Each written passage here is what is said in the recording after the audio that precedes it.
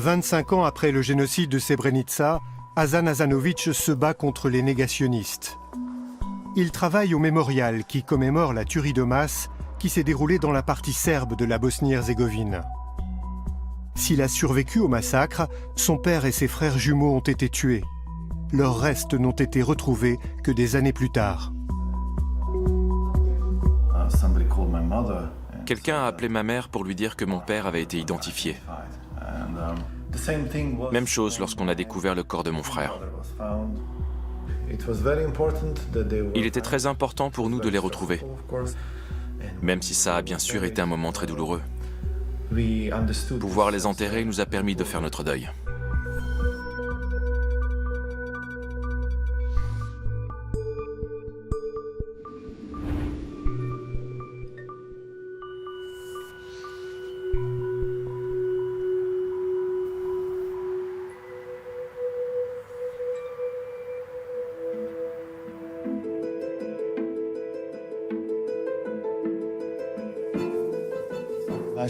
Je me suis mis à courir quand ils ont commencé à tirer de tous les côtés. Les balles touchaient les arbres à côté de moi. J'ai eu une peur bleue de ce qu'ils pourraient me faire avant de me tuer, comme me couper les oreilles ou m'arracher les yeux. Je redoutais qu'ils me torturent, parce que j'avais entendu des histoires à ce sujet.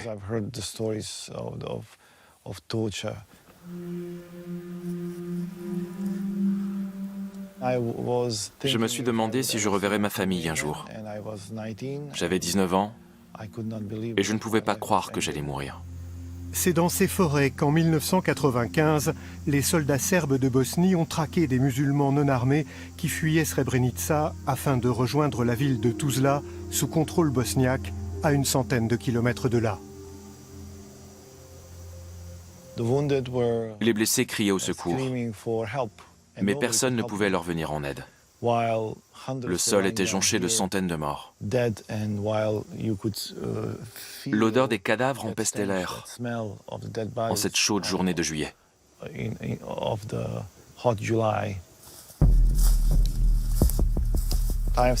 J'ai survécu 6 jours et 6 nuits.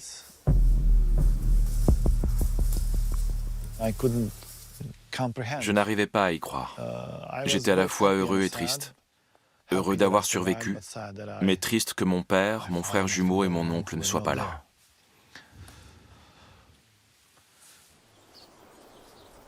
Il a rendez-vous sur le lieu tristement célèbre avec Ramiz Nukic, un habitant des environs. Lui aussi a survécu au massacre. Depuis des années, il profite de son temps libre pour chercher des vestiges de cette marche de la mort. Hasan est venu voir si ces dernières trouvailles peuvent présenter un intérêt pour le mémorial de Srebrenica.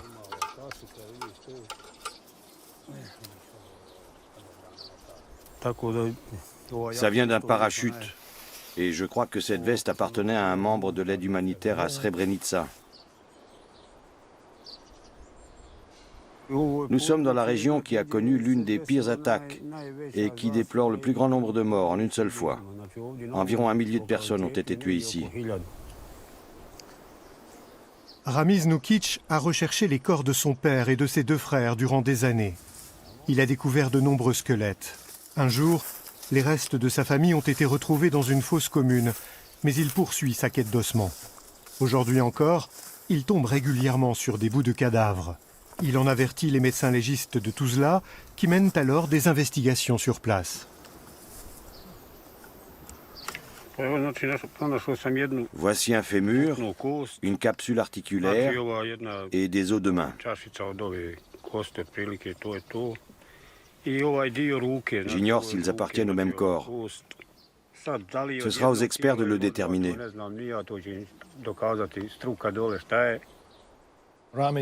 Ramiz a découvert plus de 300 squelettes dans les alentours de cette colline. C'est sa manière à lui d'aider les familles des disparus. Il poursuit ses recherches et n'arrêtera pas tant qu'il n'aura pas mis au jour la dernière victime du génocide.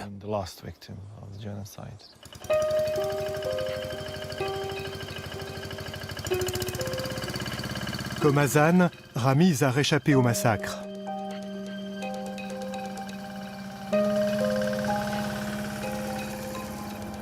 Il y a 18 ans, il est revenu reconstruire sa maison totalement détruite au cours de la guerre. Sous les décombres, il a découvert 4 corps. Aujourd'hui, la famille de son fils vit sous le même toit. Ils sont agriculteurs. Hazan enregistre l'histoire de Ramiz. Il consigne les récits des survivants pour le mémorial de Srebrenica. Le plus dur, ça a été de fuir en laissant derrière moi ma femme et mon fils. Il avait 7 ans, il m'a enlacé le cou et il m'a dit « Papa, ne m'abandonne pas. Les combattants serbes vont me tuer. » Ça m'a fendu le cœur. Je l'ai repoussé et j'ai demandé à ma femme de le retenir et de l'écarter. Puis je suis parti sans me retourner. Ramiz a fui devant les poursuivants bosno-serbes qui traquaient tous les hommes en fuite. C'est ainsi qu'il a été témoin d'un autre massacre qui a fait près de 1000 morts. Est-ce que tu y as assisté? Oui, je l'ai vu de mes propres yeux. Un des blessés voulait que je l'achève. J'étais à côté de lui et je l'ai regardé. Je ne pouvais pas l'aider. Mais je n'ai pas eu non plus le courage de le tuer. Je me suis demandé comment je pourrais vivre avec l'idée qu'il aurait pu survivre. J'ai donc tourné les talons et je suis parti. Sa femme et son fils ont aussi survécu.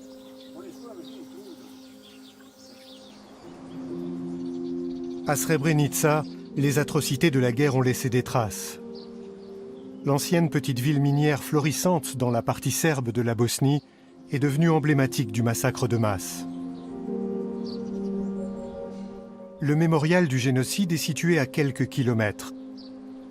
Fondé en 2001, il est financé par des dons à la fois privés et publics. Hazan y est guide depuis de nombreuses années.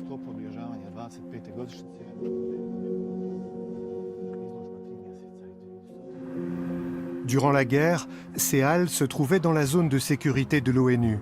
À l'époque, des dizaines de milliers de musulmans bosniaques ont fui vers celle-ci, alors sous protection des casques bleus néerlandais. Hazan faisait lui aussi partie des réfugiés. L'épuration ethnique de l'armée serbe de Bosnie avait déjà débuté bien avant l'épisode du génocide.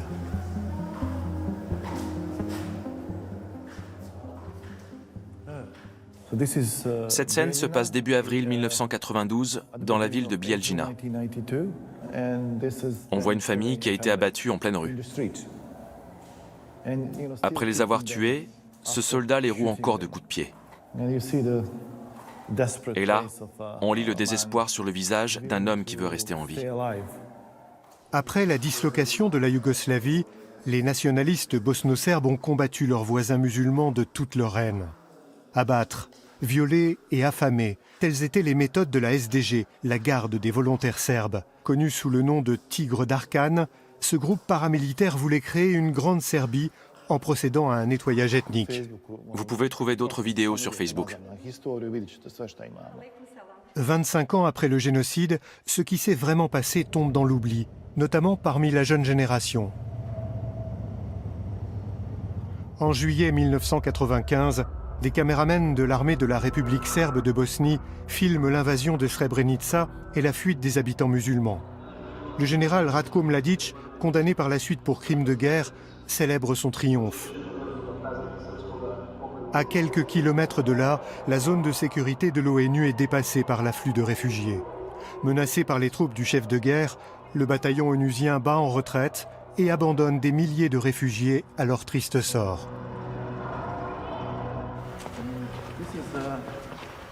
Là, c'est un véritable camion de l'ONU datant de 1995.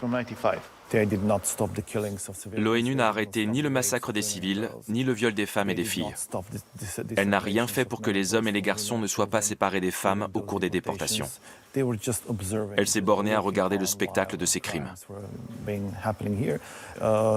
Cela en dit long sur l'échec de la communauté internationale. Elle n'a pas empêché la chute de Srebrenica et n'a sauvé aucune vie. Les attaquants bosno-serbes ont séparé les femmes et les enfants de tous les hommes de plus de 15 ans. Ils ont déporté ces derniers dans des endroits cachés, où ils les ont exterminés de manière systématique. Les caméramens ont filmé les exécutions que de nombreux responsables politiques, tels Radovan Karadzic, nieront par la suite.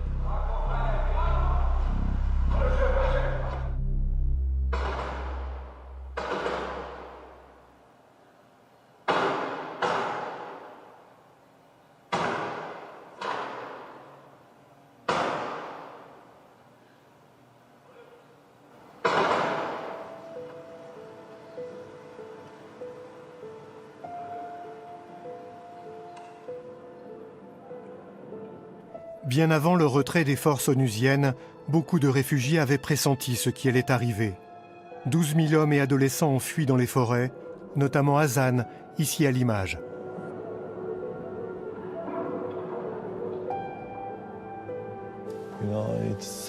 Nous étions désespérés, couverts de bleu, déguenillés et blessés.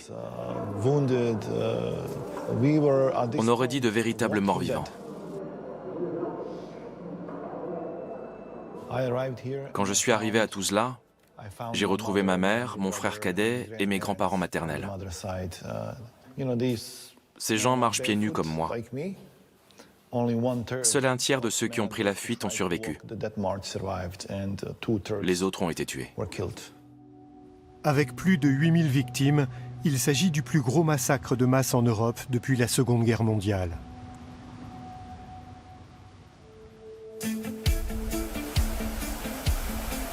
Tuzla, à 2 heures de route de Srebrenica, dans l'est de la Bosnie-Herzégovine. Cette ville dynamique et multiethnique compte plus de 100 000 habitants.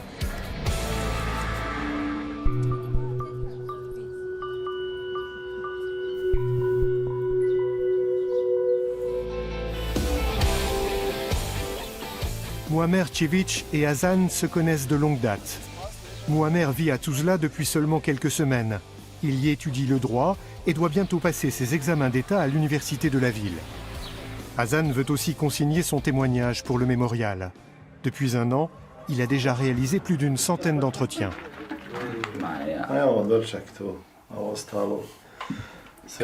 Muamer avait 11 ans lorsque Srebrenica est tombé. Enfant, il a assisté aux exactions et aux violences perpétrées par les combattants bosno-serbes. Il a fui vers la zone de sécurité de l'ONU avec sa mère. Nous sommes restés 3-4 jours dans les halles, sans aucune nourriture ni eau, rien. Personne ne savait ce qui allait se passer. Et tout le monde avait très peur. Je sentais littéralement la présence d'une force obscure. Des personnes religieuses disaient qu'il s'agissait du diable, de Satan. À un moment donné, j'ai commencé à refuser de manger le peu de nourriture que nous avions. Je voulais mourir de faim pour ne plus devoir supporter ça.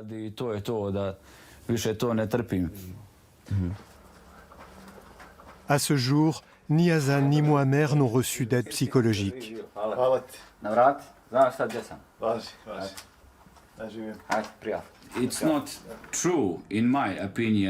Je ne crois pas que le temps guérisse les blessures et les traumatismes. Le temps ne fait son œuvre que dans la mesure où, au bout d'un moment, on accepte le traumatisme et les expériences graves qu'on a connues et on apprend à vivre avec.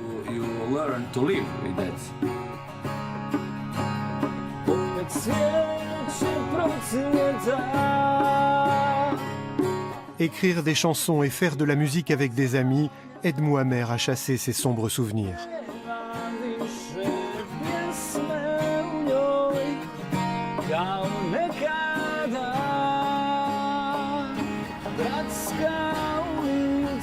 À l'Institut des personnes disparues dans les environs de Tuzla, Dragana Vucetic, médecin légiste, examine tous les nouveaux ossements découverts qu'on lui confie.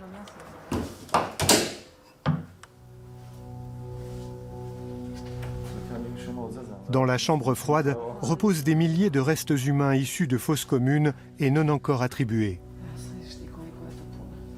Jusqu'à présent, seuls 70% des morts ont pu être identifiés. Les ossements du père de Hazan et de son frère ont également été examinés ici.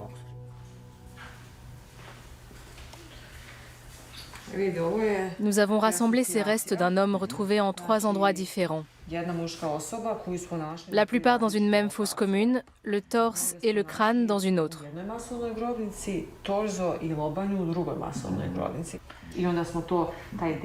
Nous avons comparé l'ADN avec celui de proches des familles et avons ainsi pu établir son identité. Ces ossements ont été découverts il y a 15 ans. Hasan a dû attendre 2003 et 2004 pour qu'un nom soit mis sur les restes de son père et de son frère.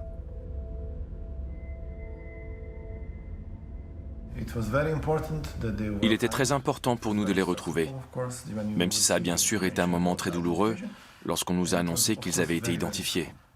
C'était vraiment horrible. Nous avons dû traverser cette épreuve seuls, sans aucune aide psychologique. Nous avons dû nous soutenir mutuellement et être forts les uns pour les autres.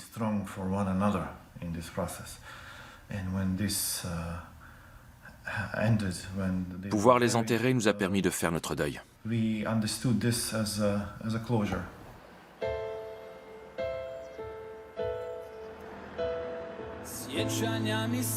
Durant de nombreuses années, avec des musiciens comme lui et des amis, Muammer a tenté de refaire de Srebrenica une ville animée et où il fait bon vivre. Avant la guerre, cette localité touristique possédait une population de 70 000 habitants. À présent, elle n'en compte plus que 10 000. Aujourd'hui encore, les cicatrices de la guerre sont visibles partout.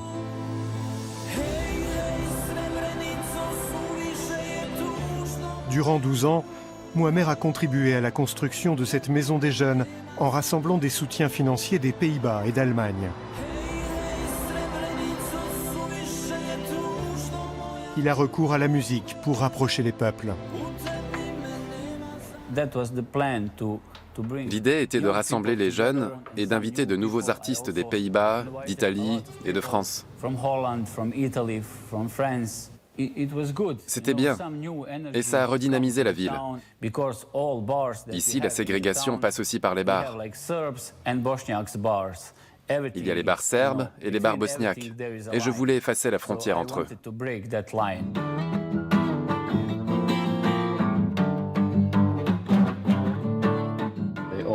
Ils ont tous joué ici, au Srebrenica Wave Festival. Des groupes de Sarajevo. Aferia, mon groupe.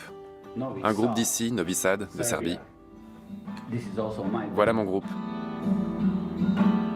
Mais le projet a avorté. Aujourd'hui, la ville se vide.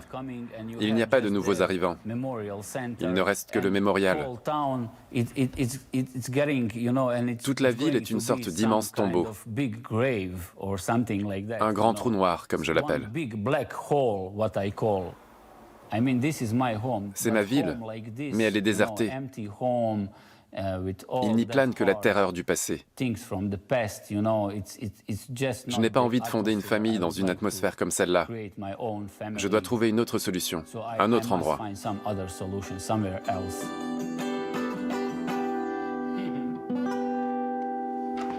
That's all, folks.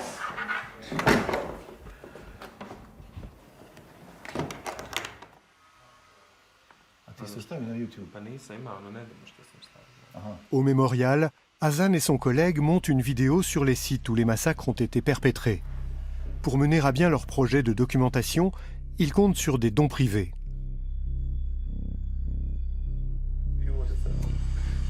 De nombreuses vidéos sont disponibles sur YouTube.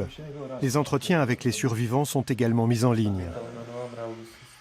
Nous devons filmer un maximum de témoignages afin de créer pour la postérité un fonds d'archives numériques rassemblant ces récits personnels. Si ces histoires ne sont pas enregistrées et que ces gens meurent, elles vont disparaître avec eux. Voilà pourquoi il est si important d'interviewer les survivants, tant que c'est encore possible.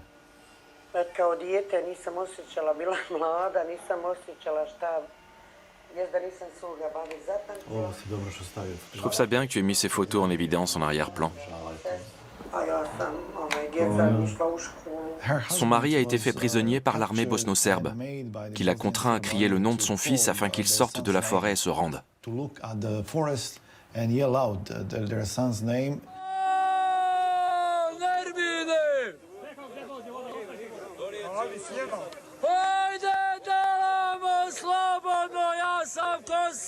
Il crie qu'aucune menace serbe ne plane. Imaginez un père devoir appeler son fils à la mort. C'est devenu emblématique du génocide.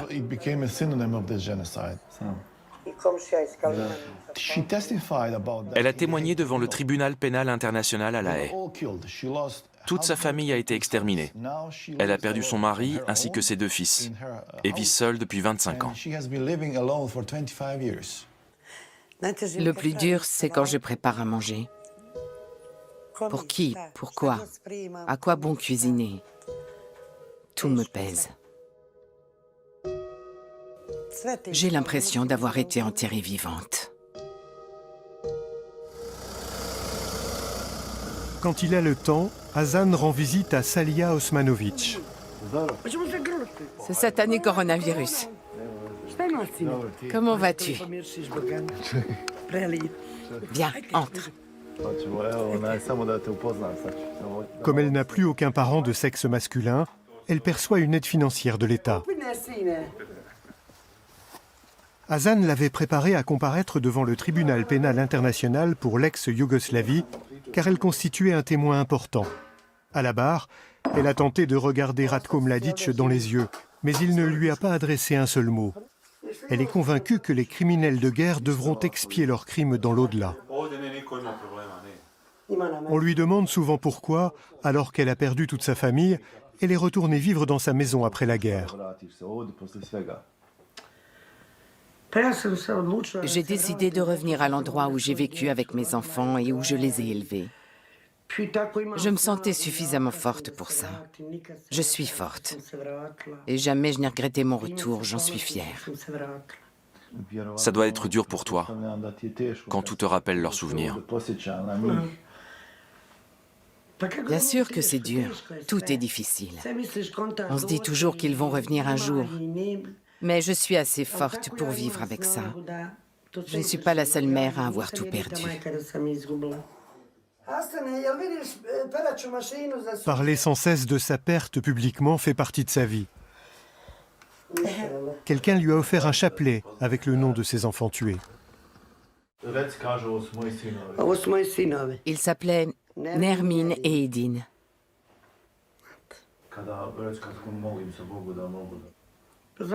Je dois en parler.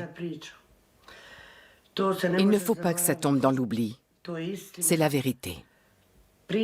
J'en parle volontiers, je ne peux pas me taire. C'est arrivé et ça doit figurer dans les livres d'histoire.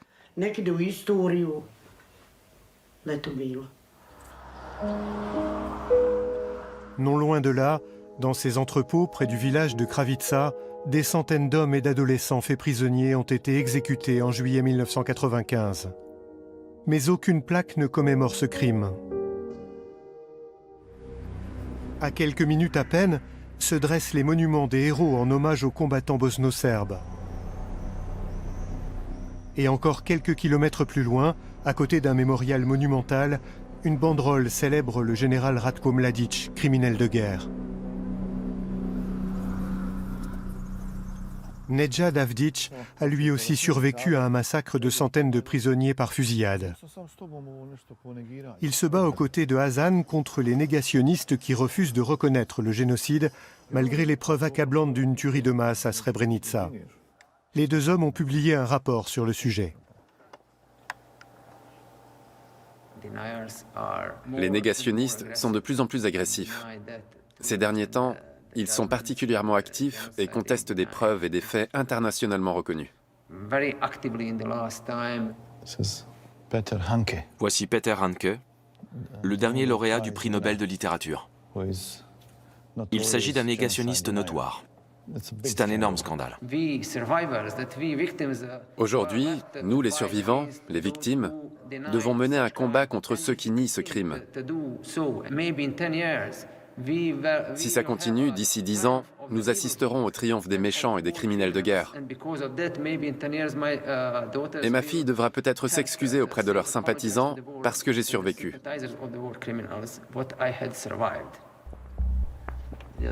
C'est le maire, qui arbore sur sa casquette le symbole tchétnik. Mladen Grujicic, l'actuel maire de Srebrenica, nie lui aussi le génocide. Toutes nos demandes d'interview sont restées lettres mortes.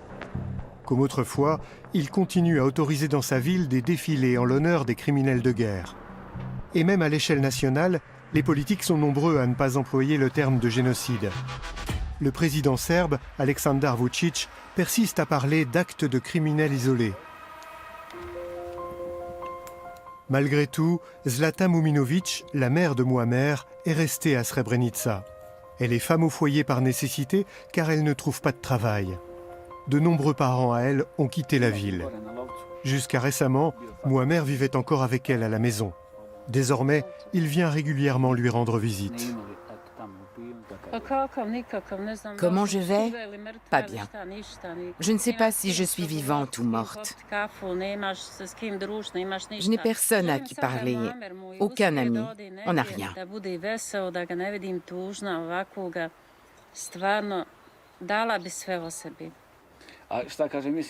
Est-ce que tu pourrais envisager de déménager toi aussi à Tuzla? Ou tu préfères rester ici? Je te rends visite de temps à autre. Je ne veux pas être dans tes pattes. Tu dois vivre ta vie sans que je te dérange. Laisser partir Muammer est dur pour moi, mais je sais que c'est mieux pour lui là-bas. Il a des amis, il étudie à l'université, il cherche une vie meilleure. Je suis aussi contente pour lui et ça rend les choses plus faciles. Zlata est financièrement dépendante du soutien de son fils. La plupart des survivants du génocide n'ont toujours droit à aucune aide de l'État à ce jour.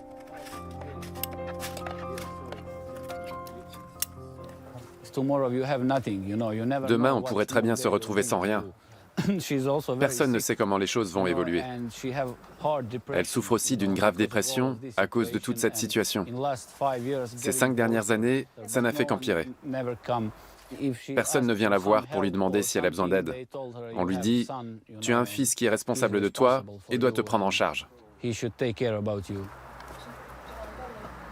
Muammer est contraint de s'occuper de sa mère et de financer sa propre formation. À Tuzla, il espère aussi gagner un peu d'argent avec la musique. Il n'a pas encore abandonné son rêve de faire carrière dans cette branche.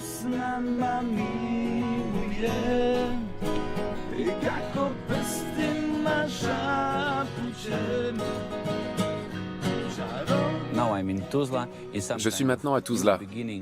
C'est un nouveau départ et une transition vers autre chose. C'est toujours un peu étrange quand on laisse quelque chose derrière soi, parce qu'on tourne une page pour écrire un nouveau chapitre. C'est excitant. On ne sait pas ce qui nous attend. Mais je vais faire de mon mieux.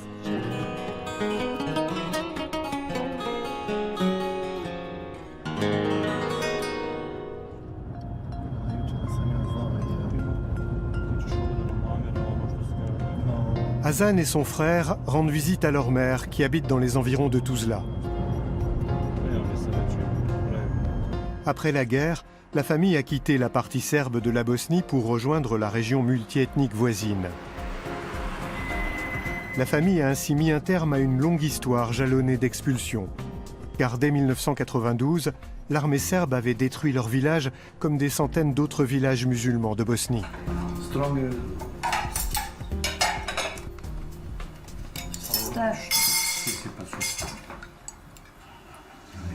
Sabra Hazanović avait déjà derrière elle 3 années de fuite, de peur et d'expulsion lorsqu'en 1995, elle a perdu son mari et l'un de ses 3 fils.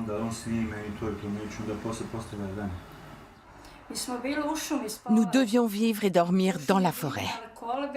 Nous nous abritions dans des cabanes et des trous dans la terre, parce qu'ils avaient détruit toutes les maisons de notre village.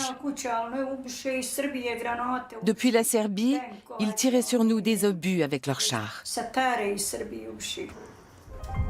Sabra est fière de ses fils qui défendent aujourd'hui la justice. Omer est journaliste pour la télévision et mène des investigations sur les criminels de guerre. Il n'est pas autorisé à nous parler de son travail. Certaines personnes posent d'un coup la question du pardon. Comment peut-on parler de pardon tant que le génocide est nié?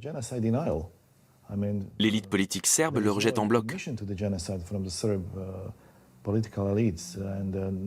n'ai pas envie de parler des citoyens parce qu'ils suivent les dirigeants. C'est une honte. Nous savons ce qui s'est passé. Que puis-je ajouter? Ce que nous avons vécu est inimaginable. Mais ils tentent de le minimiser et de cacher la poussière sous le tapis.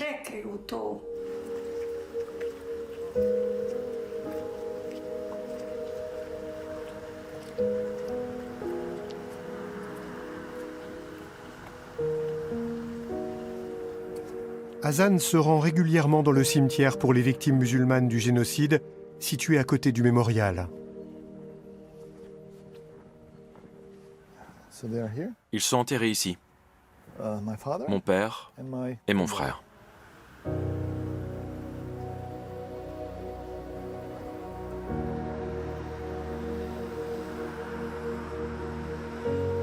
Son travail l'aide à partager son deuil avec d'autres et à conserver la mémoire des morts.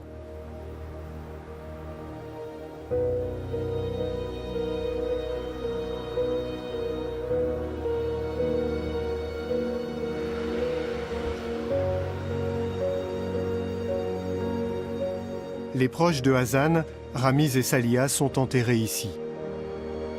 Mais 25 ans après le massacre de Srebrenica, le père ou les enfants de centaines de familles n'ont toujours pas été retrouvés. Hazan va continuer de se battre pour que leur histoire tragique ne tombe pas dans l'oubli.